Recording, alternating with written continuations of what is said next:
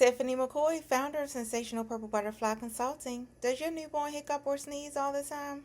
Many parents worry, but newborn hiccups and sneezing are often completely normal.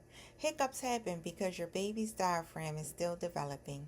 Sneezing helps baby clear their tiny nasal passages. Common causes: swallowing air during feeds, immature diaphragm, adjusting to the outside world.